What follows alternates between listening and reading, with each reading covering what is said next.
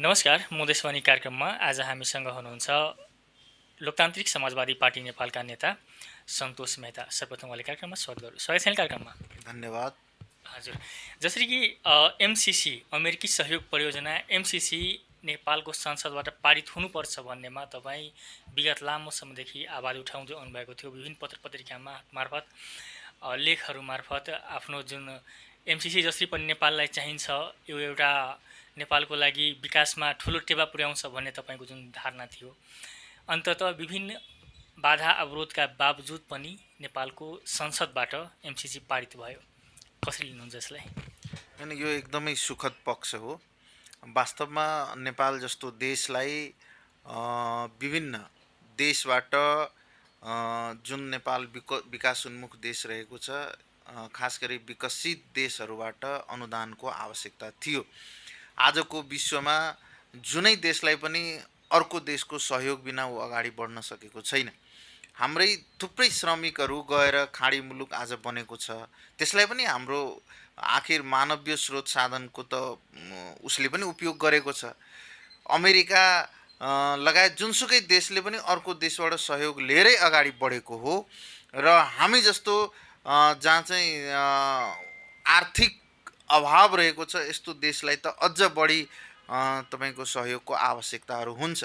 यही परिवेशमा विगत लामो समयदेखि एमसिसी मार्फत अमेरिकाले सहयोग गर्न खोजिरहेको थियो र त्यो एउटा प्रक्रिया थियो। त्यो एउटा प्रक्रियाबाट त्यो प्रक्रियामा नेपाल चाहिँ निश्चित चाहिँ तपाईँको के अरे मापदण्डमा उत्रिएपछि त्यस पछाडि तपाईँको आजभन्दा 4 वर्ष अगाडि चाहिँ ल अब नेपाल चाहिँ फाइनल रूपमा अगाडि आयो, अब चाहिँ यसले एमसिसी चाहिँ अमेरिकाले दिने भयो।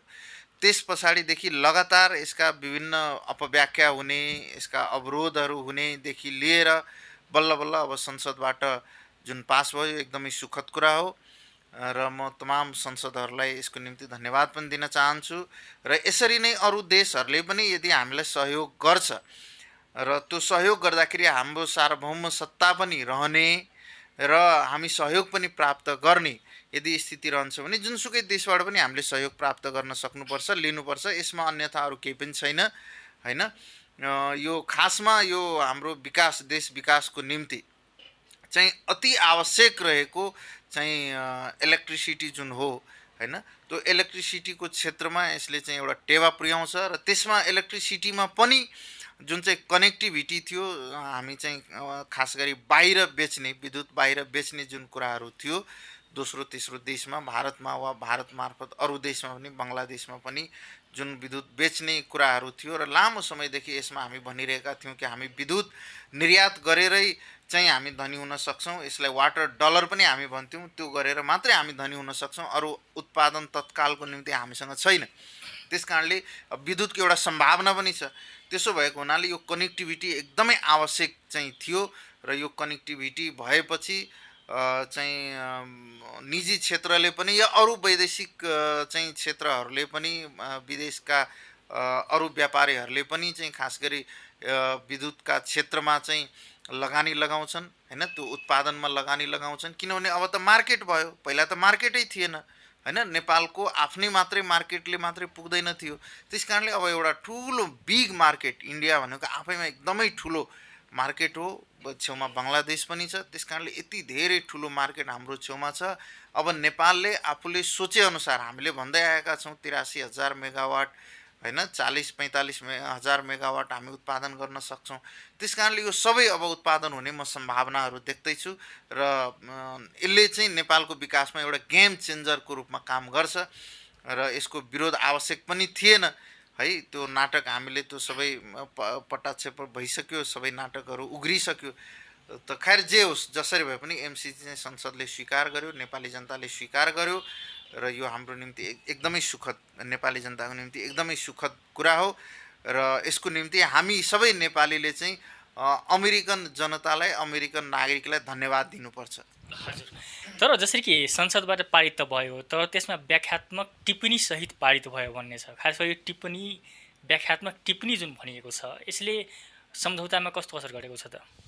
होइन, यो आवश्यक नै थिएन। यो त अब के अरे 2-4 दिन अगाडि एमसिसीमा चाहिँ भोटै हाल्दिनँ, एमसिसीको विरुद्धमा जान्छु भन्ने पार्टीहरू थिए र जब उसका सत्ता, ती पार्टीहरूका सत्ता खुस्किने भयो, गठबन्धन चेन्ज हुने भयो, अनि त्यसपछि उनीहरू चाहिँ बाध्य भएर एमसिसीमा भोट दिन आएका हुन्। वास्तविकता त्यो व्याख्यात्मक टिप्पणी आवश्यक नै थिएन। 2078 साल अर्थात् विगतको यो भदौ 18 गते यही सरकार हुने बित्तिकै तपाईँको के अरे यो विभिन्न टिका टिप्पणी हुने भएपछि, खास गरी केही विषयवस्तुहरूमा जुन आशंका उब्जाइएको थियो होइन, हाम्रो सार्वभौम सत्ता रहने नरहने, के अरे अमेरिकन सेना आउने, लेखा परीक्षणसँग सम्बन्धित सवाल होइन, नेपालको संविधानभन्दा यो माथि छ लगायतका जुन विषयहरू थिए, ती सबै विषयमा नेपाल सरकारले एमसिसीलाई तपाईँको के अरे प्रश्न सोधिसकेका थियो र त्यो प्रश्नको होइन त्यसपछि 18-19 भदौमा नै तपाईँको 18-19मा चाहिँ त्यसको जवाब पनि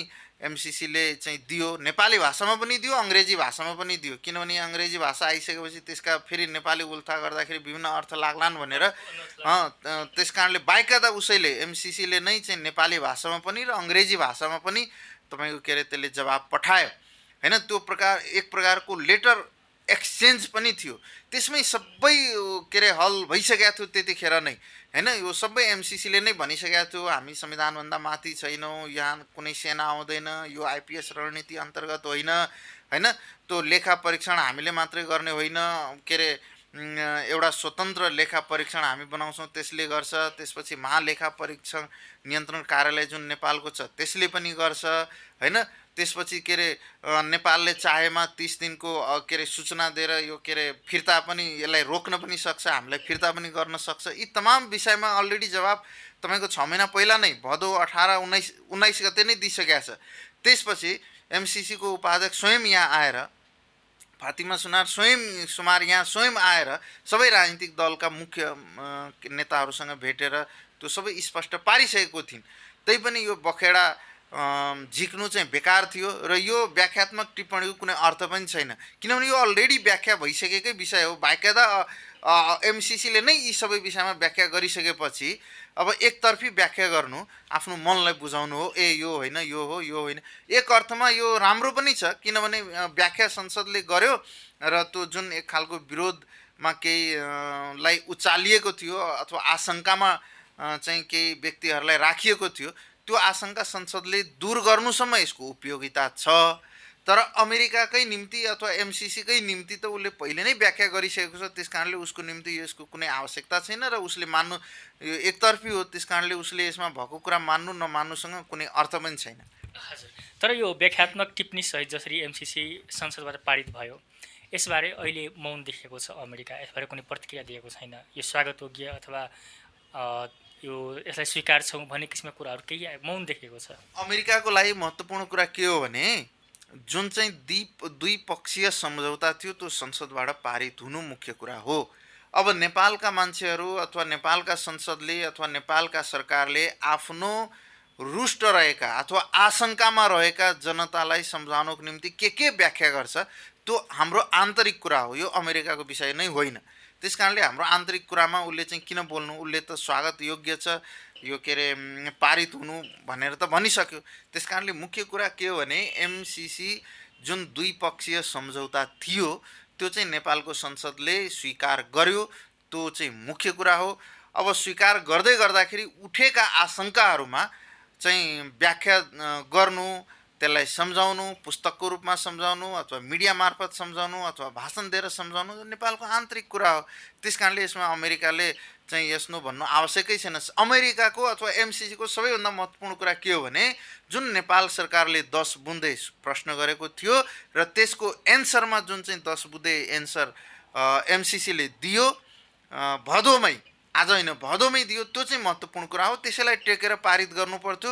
यो व्याख्यात्मक टिप्पणी आवश्यक नै थिएन, तैपनि अब गर्यो त ठिकै छ, त्यो नेपालको आन्तरिक कुरा हो होइन। आशंकामा रहेका जनताहरूलाई सम्झाउने एउटा प्रयास गरिएको हो, एउटा सम्झाउने प्रयास गरिएको। तर अब जसले यथास्थितिमा एमसिसी स्वीकार गर्दिन, यथास्थितिमा एमसिसीलाई मान्दिन, यो संशोधन भए मात्रै मान्छु भनेर जसले भनेको थियो त्यो चाहिँ भएको होइन। यसको अर्थ त्यो होइन। व्याख्यात्मक टिप्पणीको अर्थ एमसिसीमा कुनै संशोधन भयो भन्ने अर्थ होइन। संशोधन आवश्यक पनि थिएन है। त्यस कारणले त्यहाँ संशोधन कुनै भएको पनि छैन।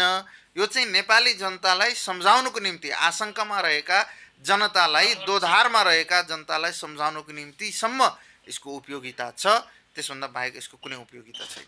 हजुर, जसरी अब खास गरी अब नेकपा माओवादी केन्द्रका अध्यक्ष प्रचण्ड उहाँ एक दिन अघिसम्म पनि भनिरहनु भएको थियो यो कुनै पनि हालतमा पारित हुनु हुँदैन, तर आज मात्रै उहाँ पत्रकार सम्मेलन गरेर भन्नुभयो कि यो व्याख्यात्मक टिप्पणी सहितको पारित भयो, यसले अब यो देशको हितमा छ, यो गठबन्धन र जोगियो, विभिन्न किसिमका जुन आफ्नो फेस सेभिङ कुराहरू गर्नुभयो। यो व्याख्यात्मक टिप्पणी खास गरी ती विरोधमा रहेकाहरूको लागि एउटा फेस सेभिङ मात्रै हो होइन। मैले भनिहालेँ नि, व्याख्यात्मक टिप्पणी भनेको त जनता, आशंकामा रहेका जनताहरूको निम्ति व्याख्या गरेको रूपमा मात्रै बुझ्दा हुन्छ, त्योभन्दा बढी केही पनि होइन। अलरेडी एमसिसीले त्यो व्याख्या गरिसकेको छ। मैले अघि नै भने, जब नेपाल सरकारले सोध्यो कि हामी कहाँ आशंका छ यो आइपिएसको अङ्ग हो, हामी कहाँ आशंका छ यसबाट सेना आउँछ, हामी कहाँ आशंका छ के अरे यो यसको बौद्धिक सम्पत्तिमाथि हाम्रो अधिकार हुँदैन, हामी कहाँ आशंका छ यसको लेखा परीक्षण हामीले गर्न पाउँदैनौँ, हामी कहाँ आशंका छ यसको अन्त्य हामी गर्न सक्दैनौँ, त एमसिसीले त्यसको सबै जवाब दिइसकेका थियो। त्यस कारणले यो व्याख्यात्मक टिप्पणीसँग एमसिसीको कुनै लेनादेना छैन, अमेरिकाको कुनै लेनादेना छैन। हाम्रो जनतालाई सम्झाउनुको निम्ति नेपाल सरकारले चाहिँ त्यो व्याख्यात्मक टिप्पणीको एउटा पुस्तक बनाएर बाँडे भयो। अब अस्ति नै संसदबाट त्यो गर्यो, त्यो चाहिँ त्यो पनि एक खालको हल हो।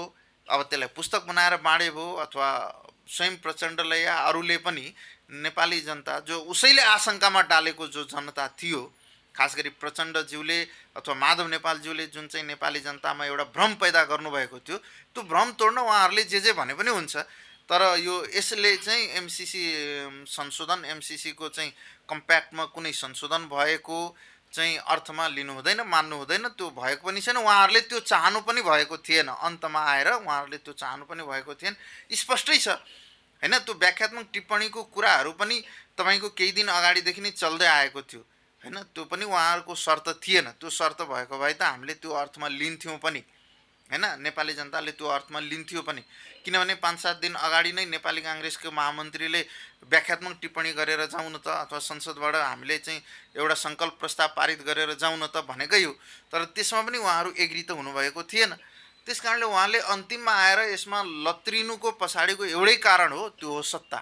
उहाँहरूले के हेर्नुभयो भने अब त गठबन्धन टुट्ने भयो है, गठबन्धन टुटेपछि हाम्रो हातबाट सत्ता जाने भयो, कुर्सी जाने भयो। आफ्नो कुर्सी र सत्ताको निम्ति उहाँहरू लत्रेर आउनुभयो, त्यो चाहिँ सत्य हो। तर जसरी आए पनि एमसिसी चाहिँ गलत थिएन है। उहाँहरू लत्रेर आए पनि, एमसिसीको कसैको उक्साहटमा एमसिसीको विरोध गरे पनि त्यो त प्रष्टै थियो नि। विगत केही दिनदेखि जुन प्रकारले चीनले टिप्पणीहरू गरिरहेका थिए, त्यसबाट हामी सबै प्रष्ट भइसकेका थियौँ उहाँहरू कसैको प्रभावबाट गरिरहनु भएको छ। त्यस कारणले कसैको प्रभावबाट गरे पनि उहाँहरूले गलत गर्दै हुनुहुन्थ्यो।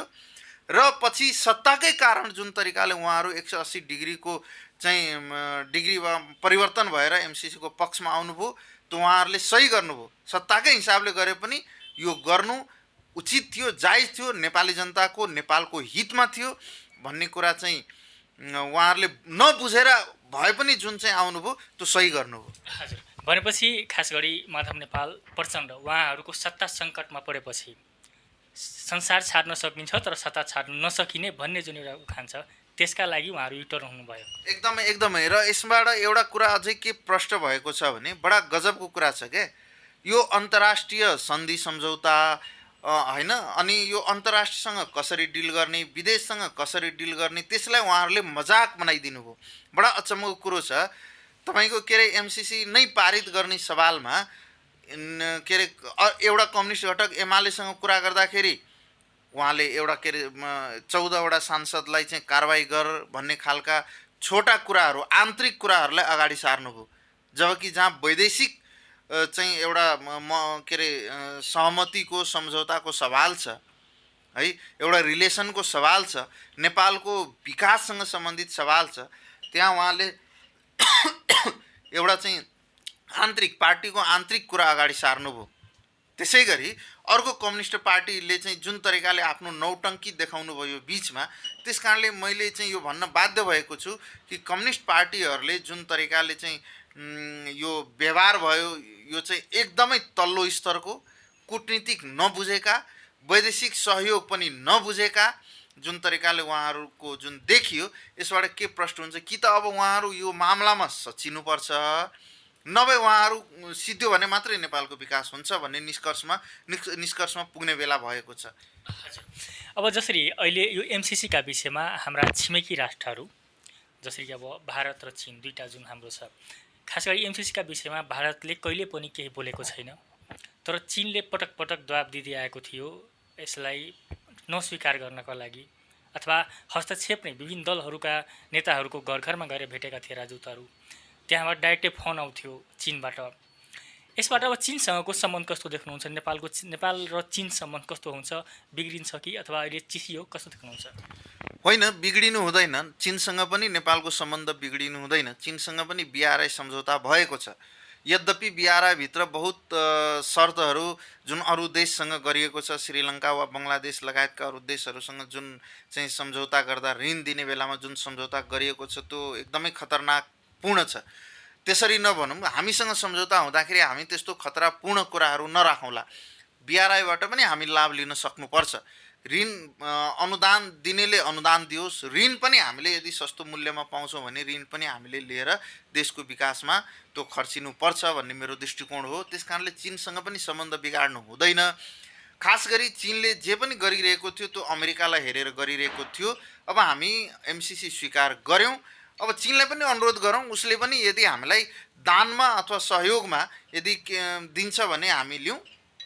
के अरे 60 अरब यहाँबाट लिउँ, उसले 70-80 अरब दिन्छ भने त्यो पनि लिउँ, या ऋण पनि तपाईँको के अरे सस्तोमा ऋण दिन्छ भने त्यो पनि लिउँ, या के अरे बिना ब्याजी ऋण दिन्छ भने त्यो पनि लिउँ। किनभने हामीलाई त धेरै पैसा चाहिएको छ हाम्रो देशको विकासको निम्ति, र उनीहरूसँग पैसा छ भने हामीलाई दियोस्, हामी फिर्ता गरिदिन्छौँ, चीनलाई हामी फिर्ता गरिदिन्छौँ है। त खास गरी अनुदान दिँदाखेरि त्यो परियोजनामा उसको केही शर्तहरू हुन्छ, किनभने उसले पैसा दिँदाखेरि मेरो पैसा चाहिँ केही ठोस काम होस्, मेरो नाम होस् भन्ने कसैको पनि चाहना हुन्छ। र ऋण दिँदाखेरि त्यो ऋणमा हाम्रो आफ्नै शर्त हुन्छ, हामी जेसुकै गरौँ उसको ऋण फिर्ता निश्चित समयमा अवधिमा उसको ऋण फिर्ता गर्ने हो। त्यस कारणले त्यस्तो ऋणहरू लिँदाखेरि चीनका जुन आपत्तिजनक शर्तहरू छन् त्यो शर्तहरू नराखिकन हामी उसका ऋण लिन सक्छौँ। त्यस कारणले मलाई के लाग्छ भने नेपाल जस्तो भूगोलमा अवस्थित छ, यो भूगोलमा रहेको कारणले भारतसँग त अत्यन्त धेरै राम्रो सम्बन्ध आवश्यक छ, चीनसँग पनि मित्रतापूर्ण सम्बन्ध चाहिन्छ, र खास गरी युरोपियन र अमेरिकन मुलुक अमेरिकासँग चाहिँ त्यो एक प्रकारको दात्री निकाय पनि हो, र तिनीहरूसँग चाहिँ अत्यन्त निकट सम्बन्ध राखेर हाम्रो देशको विकास को निम्ति चाहिँ उनीहरूको प्रयोग गर्नुपर्छ। यो नै बुद्धिमत्तापूर्ण हो। यस्तै खालको नेतृत्व हामीलाई चाहिएको छ। हजुर, तर जसरी चीन जसरी लागेको थियो एमसिसीलाई नेपालबाट रिजेक्ट गर्नको लागि, तर अहिले अब संसदबाट पारित भइसक्दा चीन नेपालसँग अलिकति चिडिएको अथवा रिसाएको जस्तो हुन्छ कि हुँदैन? कि हाम्रो सम्बन्धमा अलिकति केही फरक पर्ने अवस्था छ कि छैन? चीन रिसाउनु आवश्यक छैन। किन रिसाउने? चीनकै ठिक छ, उसले रोक्ने उसले प्रयास गर्यो, त्यो यो हाम्रो सार्वभौम निर्णय थियो, हाम्रो संसदले निर्णय गर्यो, यो चीनले निर्णय गर्ने कुरा पनि थिएन।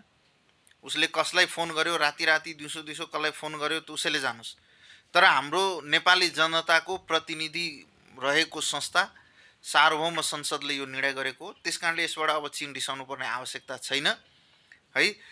चीनकै छेउमा मङ्गोलियामा पनि MCC लागू रहेको छ है। त्यस कारणले गर्दाखेरि त्यहाँ त सहज सिमाना छ है, हाम्रो त चीन र नेपालको बिचको त विकट सिमाना छ। त्यस कारणले गर्दाखेरि चीनमा रहेका आशंकामा MCC को प्रयोग हुँदैन पनि। चीनलाई सबभन्दा ठुलो आशंका भनेको अमेरिकन सेना आएर के गरिदिने होला, त्यस्तो अभियान चलाउने होला, त्यस्तो केही हुनेवाला पनि छैन है। त्यो चीनको आन्तरिक मामला हो, फेरि तिब्बत हुन्छ हुँदैन के हो त्यसको आन्तरिक मामला हो। हामीले धेरै पटक भनिसकेका हो नेपालले कि तिम्रो के अरे आन्तरिक मामलामा हाम्रो भूमि प्रयोग गर्दैनौँ। त्यस कारणले चीन ढुक्क भए हुन्छ, हामी उसको के अरे आन्तरिक मामलामा हाम्रो भूमि प्रयोग हुन दिँदैनौँ होइन, त्यो नेपाल सरकारले भनिसकेको छ। त्यस कारणले गर्दाखेरि चीन बिना आशंका, बिना कुनै विभेद, बिना कुनै दबाब उसले पनि चाहेको जति हामीलाई सहयोग, उसको पनि सहयोगको हामीलाई आवश्यकता छ, उसले सहयोग गरोस्। तर अमेरिकाले सहयोग गर्यो भन्दैमा यदि चीनले जुन अहिले एक खालको नाका पनि बन्द गरेर राखेको छ है, अघोषित एक प्रकारले नाका बन्द छ, अरू प्रकारको पनि उसले थप असहयोग गर्ने प्रयास गर्यो भने त्यो चीनको पनि हितमा हुने छैन, नेपाली जनताको अहितमा त हुने नै छ, त्यो चीनको पनि हितमा पक्कै पनि हुँदैन। किनभने चीनको हामी छिमेकी हौँ, चीनले हामीलाई जति सहयोग गर्छ, चीनसँग हाम्रो त्यति नै मित्रता हुन्छ र त्यो चीनकै हितमा हुनेछ। हजुर, अब हामी अलि फरक प्रसङ्गमा, जसरी कि तपाईँ एउटा मधेस केन्द्रित दलबाट तपाईँको पृष्ठभूमि, राजनीतिक पृष्ठभूमि छ, अहिले लोकतान्त्रिक समाजवादी पार्टी एउटा राष्ट्रिय पार्टी हो भनेर भनिरहनु भएको छ। जुन बेलादेखि एमसिसीको चर्चा चल्यो त्यति बेलासम्म मधेसका कुनै पनि नेताले यसका विषयमा आफ्नो आवाज उठाएको देखिएको थिएन। तपाईँ त्यो बेलादेखि एमसिसीका पक्षमा लाग्दै आउनुभएको थियो। जसरी अब विगतमा विभिन्न राष्ट्रघातहरू भएका छन् अथवा देशका नदीनालाहरू बेचेका छन्, त्यसमा कहीँ पनि मधेसीको सहभागिता थिएन। तर यो यदि मानौ त्यस्तो भयो भने, मधेसीको यदि यसमा प्रत्यक्ष संलग्न छ, तपाईँहरूको पार्टीको अध्यक्षले संसदबाटै यसमा पक्षमा जाने भनेर भन्नुभयो, यदि त्यस्तो भयो भने मधेसी पनि राष्ट्रघाती यसको टिका त्यो यसको लाग्छ कि लाग्दैन? अब मुख्य कुरा के हो भने राष्ट्रघाती कामहरू यो देशमा के भएको छ, पहिला त्यतापट्टि टिप्पणी गर्नुपर्ने हुन्छ। खैर छोडौँ, अब राष्ट्रघाती काम तपाईँ कसलाई कुन कुन कामलाई भन्नुहुन्छ, म त्यसमा टिका टिप्पणी गर्न चाहन्न। कुन कुन काम हो, कसैले महाकाली सन्धि भन्छ, कसैले टनकपुर सन्धि भन्छ, कसैले कोशी सन्धि भन्छ है, म तिनीहरूमा पनि राष्ट्रघात देखिरहेको छैन। केही त्रुटिहरू भएको छ, जस्तो महाकाली सन्धि गर्दाखेरि त्यसको तपाईँको के अरे मूल कहाँ हो त्यो नछुट्याइकन गरियो, त्यो त्रुटि हो है। अरू कोशी सन्धिहरूमा त्यसको पानीको उपयोगसँग सम्बन्धित है, विद्युत अलिक तल निकालिएको छ, ती विषयहरू चाहिँ त्रुटि हो, म त्यहाँ पनि राष्ट्रघात हेर्दिनँ। तर यो एमसिसीको विषयमा भन्नुपर्दाखेरि यो विशुद्ध रूपमा एउटा अनुदान हो र अनुभवहरू छ। यो पहिलोचोटि नेपाल आएको होइन, 50औं देशमा तपाईँको कतिपय देशहरूमा त दोस्रोचोटि 5 वर्षको एउटा टर्न ओभर गरेर एउटा परियोजना सिद्ध्याएर दोस्रोचोटि चाहिँ यो परियोजना गएको छ। ती कुनै पनि देशमा अमेरिकी सेना परेड खेल्दै गएको छैन, त्यो कुनै पनि देश तपाईँको के अरे अमेरिकाको उपनिवेश पनि भएको छैन। मित्र हुनु स्वाभाविक हो, हामी पनि मित्र 75 वर्षदेखि छौँ, अमेरिकाको मित्रता हामी 75 वर्षदेखि छौँ है। त्यो 50औं देशहरू तपाईँको अमेरिकाको जुन सैन्य गठबन्धन छ, त्यो गठबन्धनमा सबै देशहरू छँदा पनि छैन, कुनै देश छ, कुनै देश छँदा पनि छैन है। थुप्रै असंलग्न जुन देशहरूको एउटा सङ्गठन छ, जसको नेतृत्वकर्ता नै इन्डोनेसिया हो, त्यहाँ पनि एमसिसी छ। त्यस कारणले गर्दाखेरि के अरे एमसिसी विश्वभरि छ है। यसलाई आइपिएससँग यदि जोड्ने हो भने आइपिएस भनेको खालि यहाँ मात्रै, दक्षिण एसियामा मात्रै त्यो आइपिएस एउटा अमेरिकाको रणनीति छ, त्यो रणनीतिभित्र सबै कुरा छ है। त्यस कारणले गर्दाखेरि यो आइपिएसको अङ्ग पनि होइन, किनभने संसारभरि एमसिसी लागू भएको छ। यी तमाम कुराहरू हेर्दा बुझ्दा अध्ययन गर्दा के देखिन्छ बुझिन्छ भने एमसिसी विशुद्ध रूपमा एउटा विकास परियोजना हो, एउटा अनुदान हो र यो अनुदान चाहिँ ले गर्दाखेरि नेपालको विकास हुन्छ। त्यो हुँदाखेरि यो राष्ट्रघाती काम होइन। र म के भन्छु भने राष्ट्रघाती काम होइन र यो विगत 6-7 महिनामा जुन चाहिँ यो अभियानमा लाग्दाखेरि थुप्रै मान्छेले मलाई गाली पनि गरे, फोनमा पनि धम्की दिए, विभिन्न कुराहरू गरे।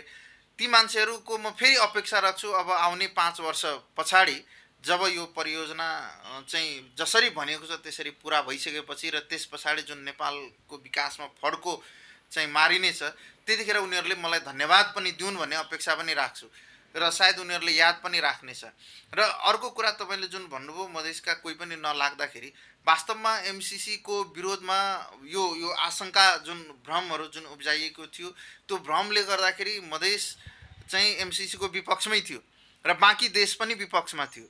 र एउटा चाहिँ मैले चाहिँ खालि सामाजिक सञ्जालमा लेख्ने ओर्ने काम मात्र नगरेर, खालि यो के अरे भाषणमा बोल्ने काम मात्रै नगरेर मलाई लाग्छ कुनै पनि नेताले चाहिँ लेखेको थिएन आर्टिकलको रूपमा, त्यो बेलादेखि मैले लेख्न सुरु गरेको हो है। कुनै कुनै नेताहरू चाहिँ खास गरी कङ्ग्रेस ब्याकग्राउन्डका केही केही नेताहरूले चाहिँ एमसिसीको पक्षमा बोल्ने गरेको थियो है। केही केही नेताहरू चाहिँ भाषणमा कतै कतै एमसिसीको पक्षमा बोल्ने गरेको थियो। यद्यपि आर्टिकलको रूपमा आफ्नो मन्तव्यको रूपमा लेख्ने काम चाहिँ कुनै पनि नेताले गरेको थिएन। मधेसमा त बोल्ने काम पनि भएको थिएन। त्यस कारणले मैले जब आर्टिकल लेख्न सुरु गरेँ, खास गरी मधेसवाणी लगायतका अन्य चाहिँ पत्रिकाहरूले जब छाप्न र के अरे अनलाइन मिडियाहरूले जब छाप्न सुरु गर्यो, त्यस पछाडि चाहिँ यो भ्रम चिर्नमा निकै मद्दत भयो। भ्रम चिरियो पनि र मधेसमा एक खालको त माहौल नै बन्यो कि एमसिसीको विपक्षमा मधेस जाँदै गएन है।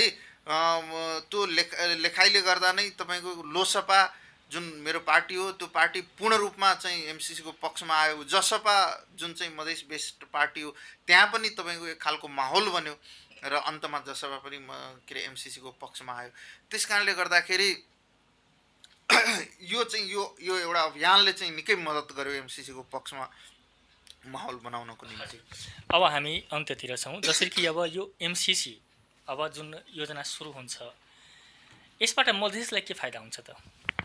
निश्चित रूपमा मधेसलाई पनि फाइदा हुन्छ। मुख्य कुरा के हो भने एमसिसी प्रसारण लाइन एउटा तपाईँको के अरे यहाँदेखि रातोमाटेदेखि तपाईँको बुटवल हुँदै इन्डियासम्म जान्छ र त्यसको अर्को लाइन तपाईँको यो जुन मेची महाकाली मुख्य प्रसारण लाइन छ त्यसमा पनि जोडिनेछ र सबैभन्दा उद्योग धन्दाहरू आउनको निम्ति सबैभन्दा मुख्य कुरा चाहिँ पावर हो है। पावर भन्नाले त्यो उद्योग चलाउनुको निम्ति जुन विद्युतको आवश्यकता छ त्यो विद्युत हो र अर्को मुख्य कुरा चाहिँ तपाईँको के अरे काम गर्ने मजदुर हो है। त्यो तपाईँको भौगोलिक अवस्थिति त थर्ड कुरा हो। पहिलो कुरा त पावर हो है। पावर सप्लाईसँग सम्बन्धित विषय हो होइन। इलेक्ट्रिसिटी नै त्यसको मुख्य कुरा हो। दोस्रो कुरा चाहिँ तपाईँको जनशक्ति हो र तेस्रो कुरा चाहिँ भौगोलिक अवस्थिति हो। यो तीनटा कारणले मधेस उपयुक्त ठाउँ हो। मेची महाकाली प्रसारण लाइनमा जब त्यो लाइन जोडिनेछ अनि त्यस पछाडि निश्चित रूपमा मधेसमा संसारभरिका उद्योग धन्दाहरू खोल्न आइपुग्छन्। हाम्रो जनशक्ति चाहिँ तपाईँको खाडी मुलुकमा अन्य मुलुकमा गएर त्यहाँ कामदारको रूपमा काम गरिरहेको अवस्था छ। उनीहरू सबै फर्किनेछन्। हामीसँग आफ्नै जनशक्ति छ। संसारको कुनै पनि लगानीकर्तालाई जब इलेक्ट्रिसिटी एकै ठाउँमा उपलब्ध हुन्छ, ती जनशक्ति पनि ती उपलब्ध हुन्छ है। भौगोलिक अवस्थिति पनि राम्रो छ अनि त्यसपछि उत्पादन भइसकेपछि मार्केट पनि नजिकै छ। इन्डिया यति ठुलो मार्केट हो नि त, ओपन बोर्डर छ है। इन्डिया र नेपालको बिच ट्रिटी भएर हामी त्यो सबै भएका उत्पादनहरू अलरेडी ट्रिटी छँदैछ। अझै थप केही गर्नु पऱ्यो हामी गर्न सक्छौँ। विपा सम्झौता हामीसँग छ। त्यस कारणले गर्दाखेरि यति ठुलो मार्केट हाम्रो छेउमा इन्डिया छ, अर्को छेउमा चाइना छ। त्यस कारणले यो म के हेर्दैछु भने यो एमसिसी चाहिँ एउटा सुरुवात हो। यसैले सबै थोक हुन्छ त म भन्दिनँ। एमसिसी जस्तो धेरै प्रोजेक्टहरू चाहिन्छ। तर एमसिसी जस्तै अरू पनि प्रोजेक्टहरू आयो भने र एमसिसी जुन प्रसारण लाइन चाहिँ एउटा बन्दैछ र मेची महाकालीको जुन मुख्य प्रसारण लाइन हो त्यसमा यो जोडिसकेपछि खास गरी हेटौडातिर यो जोडिसकेपछि यो त बुटवल हुँदै जाने हो इन्डिया, तर यो हेटौडाको जुन लाइन छ त्यसमा जोडिसकेपछि निश्चित रूपमा उद्योग कल कारखाना खोल्न सजिलो हुन्छ र त्यो सबै मधेसमै खुल्छ र मधेसीहरू जुन चाहिँ बाहिर खाडी मुलुकमा जानु परिरहेको परिस्थिति छ त्यो यहीँ रोजगार पाउँछ। आफ्नै घरमा बसी बसी राम्रो खालको आम्दानी खाडी मुलुकमा पाउने पैसा यदि पायो भने त्यो त निकै सुखद कुरा हो नि त। हजुर, हस्, हाम्रो कार्यक्रममा समय दिनुभएकोमा धेरै धेरै धन्यवाद। हजुर, तपाईँलाई पनि धन्यवाद। खास गरी मधेसवाणी अनलाइनले र पत्रिकाले यो एमसिसीको पक्षमा माहौल बनाउनको निम्ति चाहिँ एकदमै धेरै ठुलो मद्दत गरेको छ। यसलाई यो एउटा हिस्टोरिकल काम गरेको छ। त्यस कारणले हिस्ट्रीले पनि इतिहासले पनि जब चाहिँ नेपालको विकासको सुरुवात कहाँबाट भयो भनेर जब हिस्ट्री इतिहास लेखिन्छ अनि एमसिसी त्यहाँ आउँछ अनि एमसिसीको विपक्षमा धेरै माहौल थियो। त्यसको पक्षमा चाहिँ कसरी भयो त भन्दाखेरि निश्चित रूपमा त्यहाँ मधेसवाणीको चाहिँ नाम आउँछ होला र यसको निम्ति म मधेसवाणी परिवारलाई धेरै धेरै धन्यवाद दिन चाहन्छु र यो रेडियो नेटवर्कलाई पनि र यो युट्युब च्यानललाई पनि धेरै धेरै धन्यवाद दिन चाहन्छु। हजुर, मधेसवाणी कार्यक्रममा आज हामीसँग हुनुहुन्थ्यो लोकतान्त्रिक समाजवादी पार्टी नेपालका नेता सन्तोष मेहता।